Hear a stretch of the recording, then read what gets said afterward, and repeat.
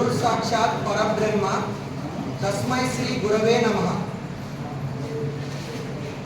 అంటే గురువు దైవంతో సమానమని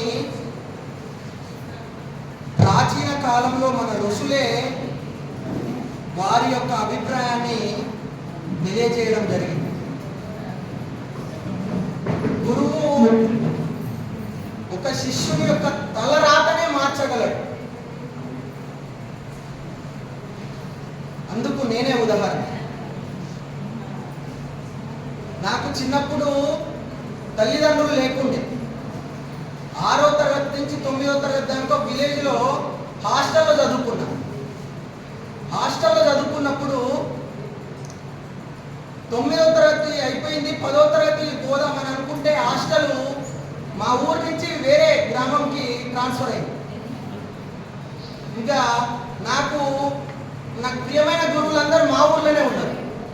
అప్పుడు ఏమైంది, మాకు ట్యూషన్ చెప్పిన వీరాచార్య సారు, శ్రీను నువ్వు మంచిగా చదువుతున్నావు, నువ్వు మా ఇంటి ఉండు, మా అమ్మని కొండి పెడుతుంది, నువ్వు మంచిగా చదువుకొని నన్ను చేరదీసి నేను సార్కు వాళ్ళ కుటుంబానికి 10 కిలోల బియ్యం 50 రూపాయలు ఇచ్చి వాళ్ళ ఇంట్లో చదువుకున్నాను. నేను ఎక్కడో అనామకుని క్లాస్లో.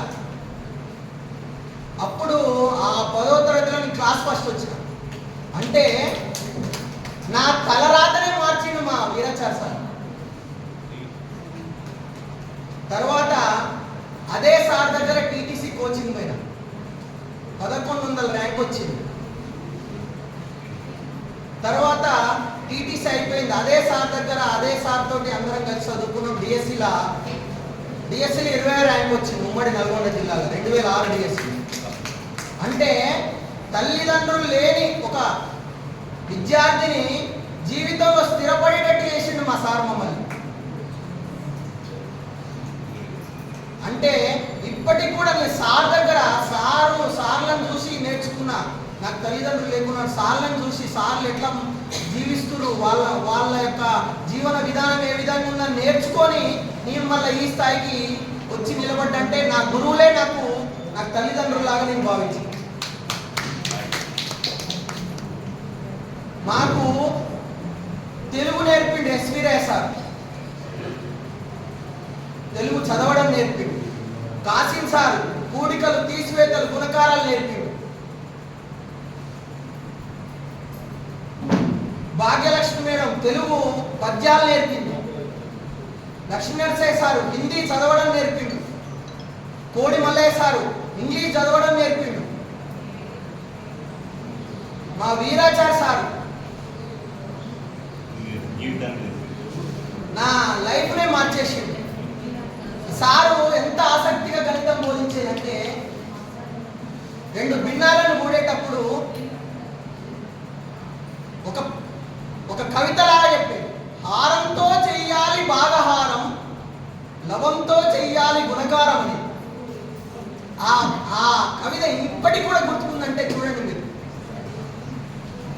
అంత ఆసక్తికరంగా బోధించడం వల్లనే దామోదర్ రెడ్డి సారు కొర్లపాటు సారు మాకు 10th క్లాస్లో ఒక దేవుళ్ళలాగా వచ్చింది మా ఊరికి. మ్యాథ్స్ కొర్లపాడు కట్టంగూరు ఎంఏఓగా పనిచేసింది సార్. ఆ సార్ మ్యాథ్స్ చెప్తుంటే మేము ఓలలు ఆడిపోయేది. మ్యాథ్స్ చెప్తుంటే సార్ అంటే మొత్తం స్టూడెంట్ కూడా మ్యాథ్స్ వచ్చేది ఆ సార్ బోధన.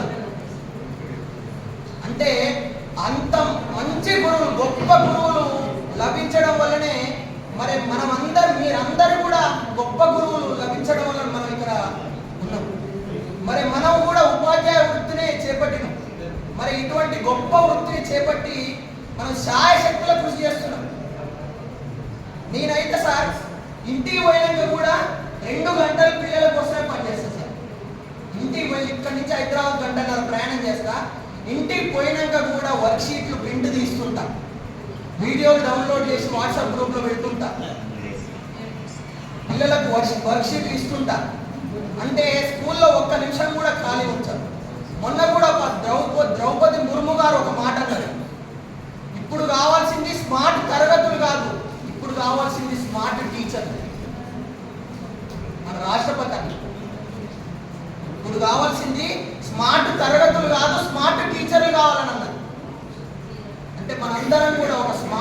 టీచర్ లాగా మారి విద్యార్థులకు బోధన ఇంకా సులభతరం చేసి ఆ విద్యార్థులను ఉన్నతులుగా తీర్చిదిద్ది మనము అందరం కూడా బాగా పనిచేసి గవర్నమెంట్కు మంచి పేరు తీసుకురావాలి. అదేవిధంగా మనం రిటైర్మెంట్ రోజు మనం వెనక చూసుకుంటే ఒక 10 నుంచి 20 మంది మన స్టూడెంట్స్ ఇట్లా కనపడుతుండాలి మనకు. అదే మన లక్ష్యం. ఇప్పుడు వాట్సాప్ వచ్చినా కూడా best teacher inspires, best teacher teaching చేయడు, the best teacher inspires the students.